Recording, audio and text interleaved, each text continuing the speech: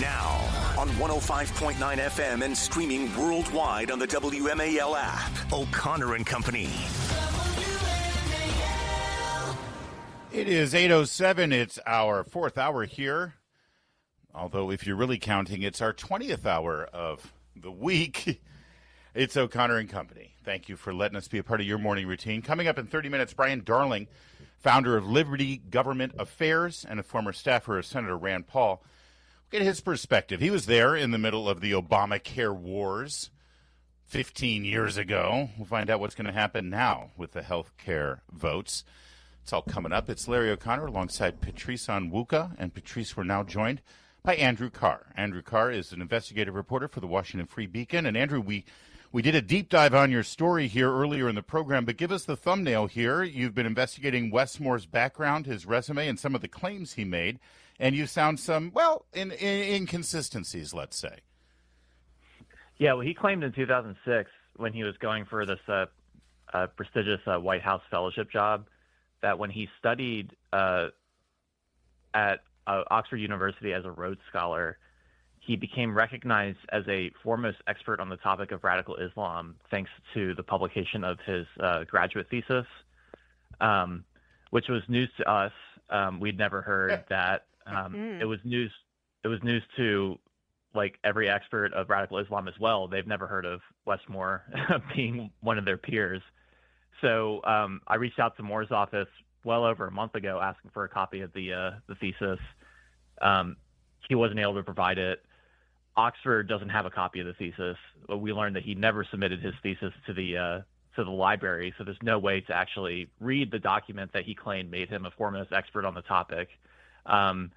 We learned that he misled about when he actually graduated. He said that he graduated in June of 2004. He actually finished his graduate studies in November of 2005, 18 months later. Wow. This is when he was serving in the military in Afghanistan, and after he had become an investment banker at Deutsche Bank in London. So, there's more timeline questions from a guy who has already had a history of misleading and lying about his resume. He even misled about the title of his graduate thesis. He said that the thesis was titled "The Rise and Ramifications of Radical Islam in the Western Hemisphere." That's not what it was titled. It was actually titled. Sorry, I don't have it in front of me right now, but it was the rise of radical Islam in Latin America, and just quickly, because some people say, well, what's the difference? Actually, it's very significant with regard to getting that fellowship in the Bush White House, isn't it?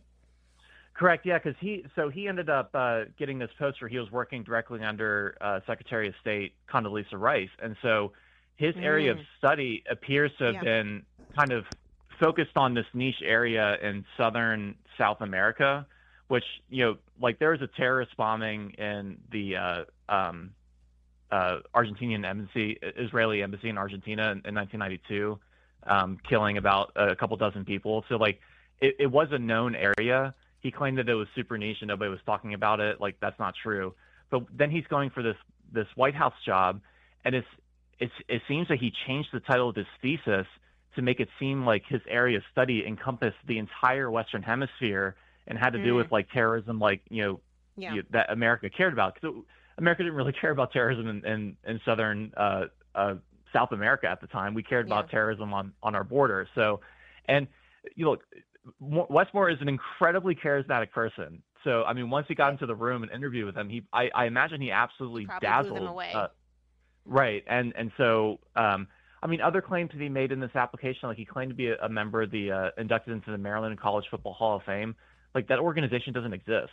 He claimed to have He claimed. Oh, Andrew, you're really picking nits now. Come on. I mean, Andrew, when we sum these up, do you think that that all of these inconsistencies, inaccuracies, and lies are enough to sink his presidential candidacy? I mean, do you think that that beyond those of us who already question his leadership ability as a governor of the state of Maryland, that this speaks to his ability to be able to be president? Because I mean, there are going to be people who might say, okay, yeah, he fudged his application to get into the White House, but does that mean that it makes him incompetent to lead?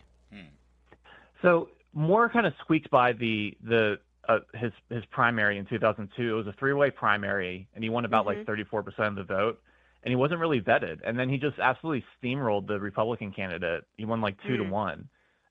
So he hasn't really been vetted. And so last year when this, because on the same application for this White House post, he said he had a Bronze Star awarded for his time in Afghanistan. Like, that wasn't true at the time. He ended up getting it last year after the Biden administration kind of fixed it up for him. But I think there is a narrative here that really what, as for Moore's biography, it's like when you actually look into what he said and his claims and try to verify them, it's like every step of the reporting process for the story, which started with me just asking, hey, can I get a copy of the graduate thesis? And then it blew up into this. It's like every time you get an answer, it's just like more questions come up. When they, provided me this document showing, that he, like, proving that he graduated, because that was in question for a time. Like, he did finish his studies, but it showed that, the timing is way off. He graduated much later than when he claimed, and that the title of his thesis was something totally different than what he said it was. And so it's just every time you uncover a stone, there's just like more questions. And so will this be an issue for him if he runs in 2028? Like, that's not my, I can't determine that. What I can do is I see there's a prominent politician, an up-and-coming Democrat, probably going to run for president in 2028, and he just hasn't been vetted. I mean, it's just there's just a lot of material here to go through. We're speaking with Andrew Kerr. He's the investigative journalist at Free Beacon. Washington Free Beacon's done award-winning investigative journalism. They're honestly one of the best in town. And Andrew, the disposition of this thesis I find to be a bit of a smoking gun. It's remarkable that, first of all, the Oxford Library, where the thesis is supposed to be submitted and registered, that's part of the deal when you're a Rhodes Scholar, they have no record of it. They claim they told you that he didn't submit it. But then when you turn to Wes Moore's people and you say, well, can you produce a copy of this, groundbreaking, earth-shattering thesis that made you one of the foremost experts on radical Islam in the Western Hemisphere? They're unable to produce that thesis. Now, that defies credibility, I think. Yeah, and it does catch Moore's office in a really tough position, because the Oxford's deputy communications chief told me, like, in no uncertain terms, quote, he has not submitted his thesis to the Bodleian Library. And Wes Moore's team told me Wes Moore completed and submitted his thesis when he was at Oxford. Like, he did not submit his thesis to the library. The library doesn't have it. And so I need to be clear that I've got some of my kids' papers from high school still that I've held on to as mementos. Well, I can't imagine that nobody in the Moore family has his Oxford thesis from being a Rhodes Scholar. And again, this is a thesis that he claimed made him a foremost expert on an academic topic. Yeah. Like, just think about that. Yeah. All right.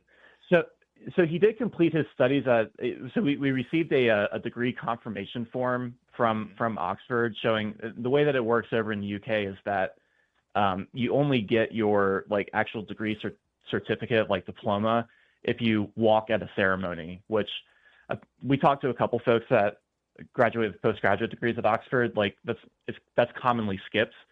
But the problem for Moore is that he can only attend that ceremony until he submits his thesis to the university's Bodleian Library, and he doesn't have the thesis anymore, or at least he doesn't have it now because he hasn't been able to share it with us or anyone.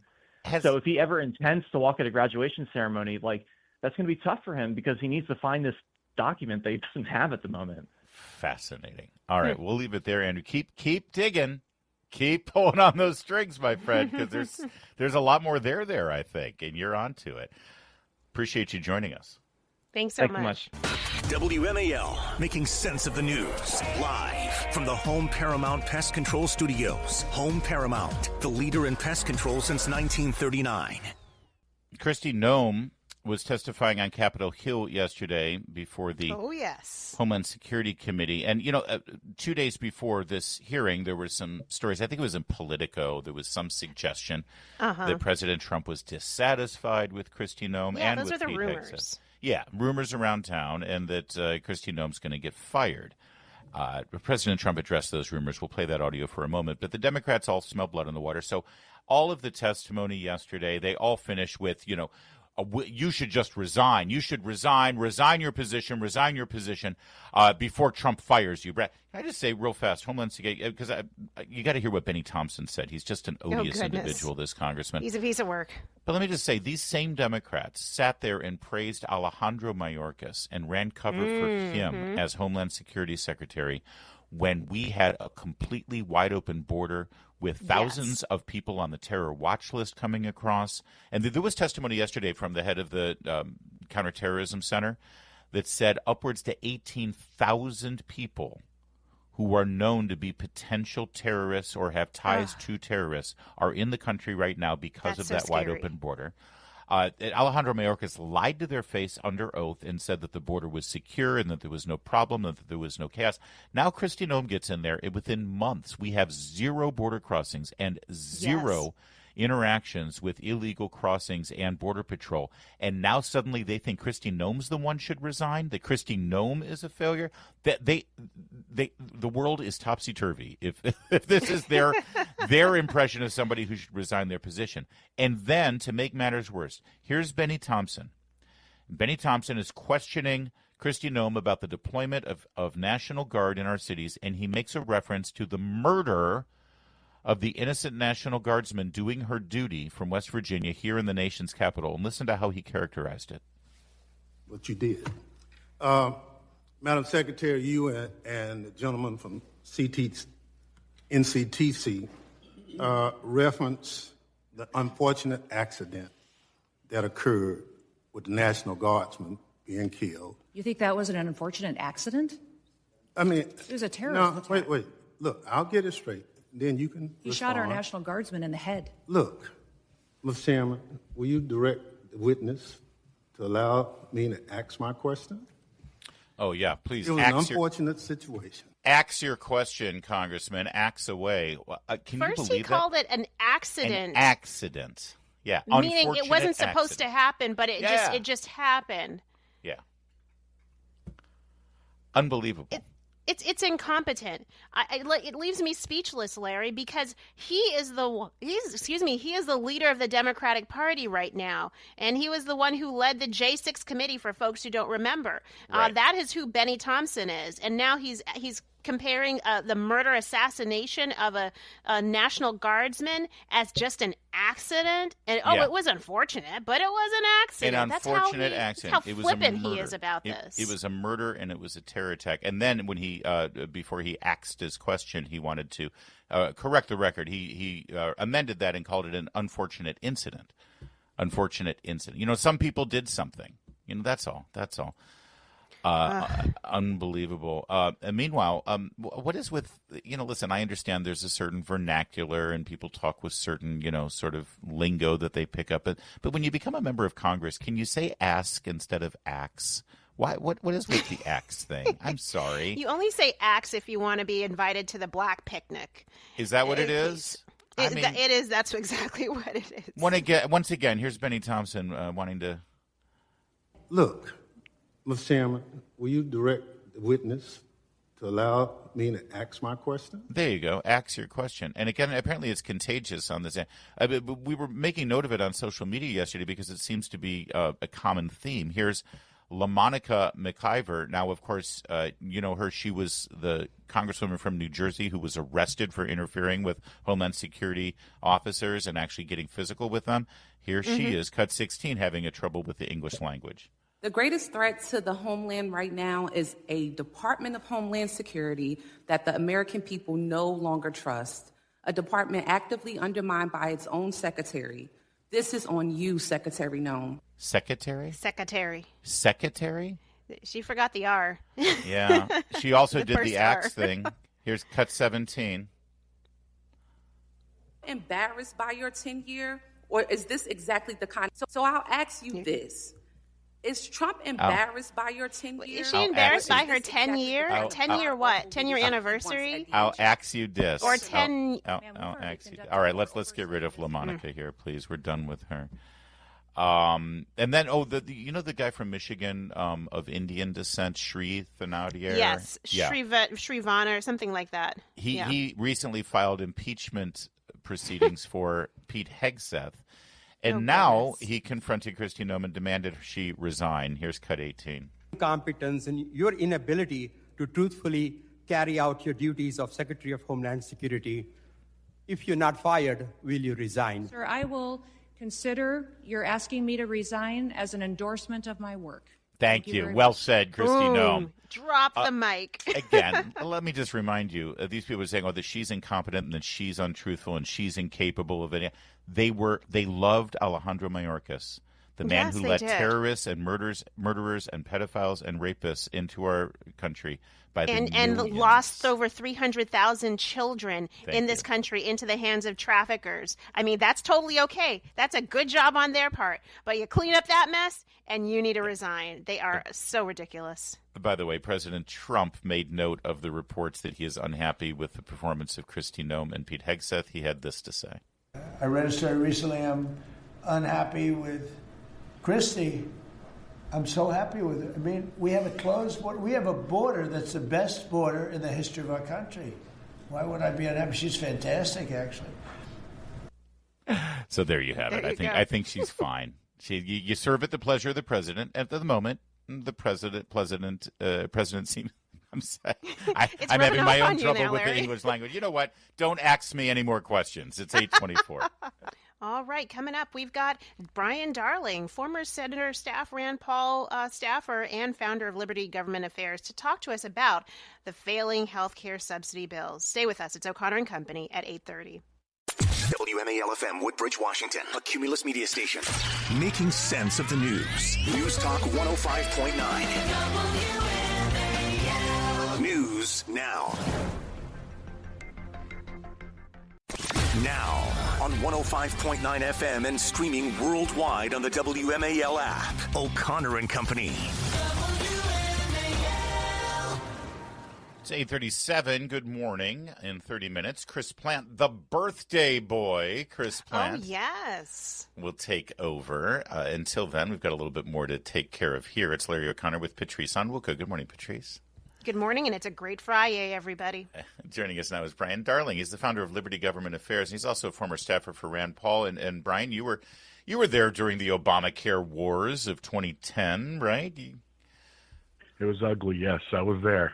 It was ugly, and the Democrats passed this thing without one Republican. They jammed it through historically, and of course, all of the warnings from your former boss, Senator Paul, to Senator Cruz, to even Congressman Boehner was right on this thing. Everything that the Republicans said would happen has happened. Everything that Obama and the Democrats said would happen were lies, and we know that now. And yet here we are, once again, Democrats demanding that Republicans pony up 3 years' worth of subsidies that were pushed through during the COVID pandemic, thank you very much, to prop this failed program up. Where is the debate right now with regard to those subsidies and what Republicans are willing to do if certain changes are made? Or does the whole thing need to be scrapped? And can they scrap the whole thing? There you go. I gave you a compound question. Take what you want, Brian. Well, I would love to see them scrapped. And what we're talking about being scrapped aren't Obamacare subsidies. We're talking about enhanced subsidies that came out of the COVID era. So these are enhanced subsidies that led to fraud and a lot of extra expense. So basically what happened this week is the Senate set up a vote in the Democrat plan, a Republican plan. The Democrat plan was to extend the enhanced Obamacare subsidies for 3 years. That failed. It would have cost the taxpayers an extra $83 billion. The Republican plan would have basically kicked those subsidies. It would end the subsidies, but it would kick money using tax credits into health savings accounts, and that would have been pretty costly too. So both of those plans failed, and it was kind of a show vote, so both parties could have their cover vote. Democrats could say, Republicans are terrible. They're trying to take away your subsidies. Republicans could say we are for something. There probably will be another run. There's another bill out there. There's a Moreno-Collins bill that would extend it for these subsidies for 2 years with limits on it. Still would cost some money. And there's my former boss's plan, Rand Paul's plan, that would just scrap everything, expand HSAs, and allow for association health plans to be created that would allow selling insurance across state lines, which would be great, and would allow companies like Costco to negotiate with these insurance companies so you can actually negotiate down prices. Because right now, so much government money is flowing to the insurance companies, they have no incentive to get premiums down. Thank you. That was a really good explanation of where things are, Brian. I mean, I think moving forward, from what I'm hearing you say, is that there is and there should not be a one-size-fits-all solution to healthcare, which Obama was billed as. But certainly we see that, one-size-fits-all really fits none and creates an open door for waste, fraud, and abuse. I know at Independent Women where I work, we're talking about portable benefits for independent contractors. That's another way to expand healthcare coverage in a free market-friendly way. How can Republicans, though, message these ideas that number one, it doesn't have to be one size fits all. Number two, it's about directed policy solutions that actually drive down costs and target groups that don't have health care rather than double and tripling up health care options for people who do have access through public plans and other ways? Well, first of all, they need to accentuate the fact that Obamacare was called the Affordable Care Act, but it made healthcare more unaffordable. Yeah. It's made it much worse because there's so much federal money flowing into these insurance companies. Again, they have no incentive to bring down premiums or to cover anything. I mean, I think health savings accounts is a great idea because it allows people more flexibility. And if they were to change the law, you could use these health savings accounts to pay for a lot of things you can't pay for right now. I mean, only about 10% of people have them, but you could use them to pay for your premiums. You could use them to go to the gym. You could use them for diet plans, which you can't do right now. And, the idea that you were promoting, I think, is a great idea. We need to have more free market solutions. And we also need to make sure the message gets out that the Affordable Care Act is not affordable. It's making your health care worse. So if we throw more federal money at it, it's just going to be a bigger plan. We're going to get closer to a socialist plan where health care for all, which means health care for nobody. I've heard Senator Cassidy propose, and the president seems to endorse this, that the next go-around, the money should not go directly to the insurance companies. Because people need to reiterate that the Democrats are trying to prop up these insurance companies. All these subsidies are not going to the taxpayer; they're going to the insurance companies. They're on the side of big insurance, which I don't think their radical left-wing base celebrating an assassin in Luigi Mangione would like that messaging, but that's the truth. But they've suggested that the money should go directly into a health savings account that is set up in the name of the taxpayer, and then that money that's put into that account by the government can be used to purchase insurance on the open market. Is that feasible, and can that happen quickly? Is it the kind of thing that could immediately replace the current system, or does there have to be some sort of middle ground transition area here? Well, that is a middle ground transition, I think. I mean, look, Republicans don't have great options. They're not winning the messaging war on this. So the Cassidy plan or some version of it, the Moreno-Collins plan may end up having this element in it, and that might be something that is palatable in the short term. But the bottom line is, it's not the greatest idea because you're taking federal money and you're putting it in health savings accounts when health savings accounts are supposed to be money that you put in yourself and you're saving money. It's not a savings account if the government gives you the money, but it's a less bad solution, and it may be a good Band-Aid to get Republicans through the midterms. Listen, our conversation today is about the immediate discussion about subsidies, and then where the sort of the midway point is. Eventually, we need to scrap the whole damn thing. I'm with your old boss, Rand Paul.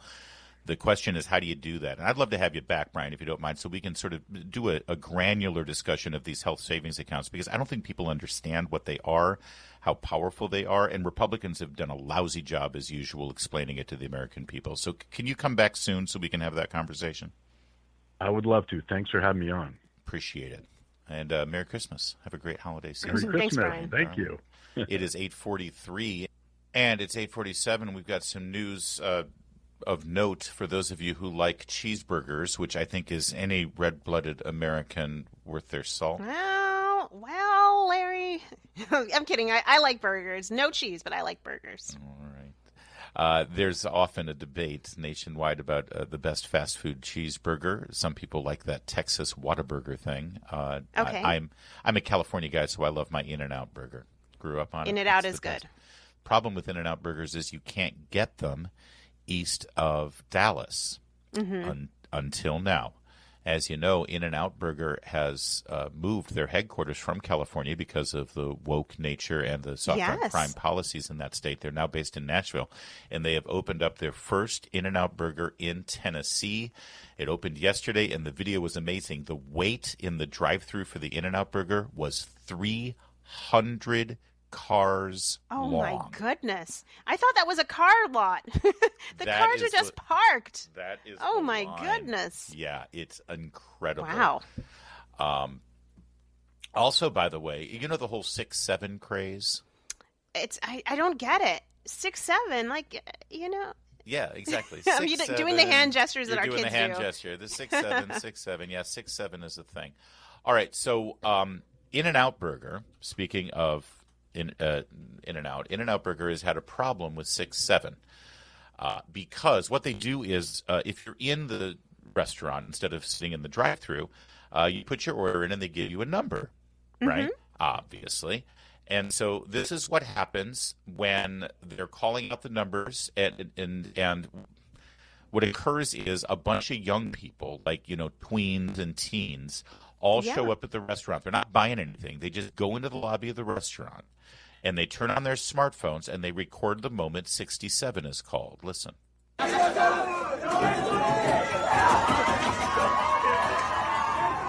comes.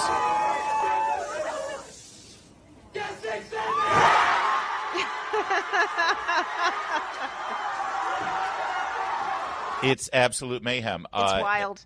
The guy goes onto the microphone, you know, the little thing, and calls for order 67, and everybody goes insane. This is a deal. I saw this at a baseball game, a basketball game, when somebody was shooting a free throw, and the foul shot was going to get their team to 67 points, and the crowd went insane. All young people, 6'7".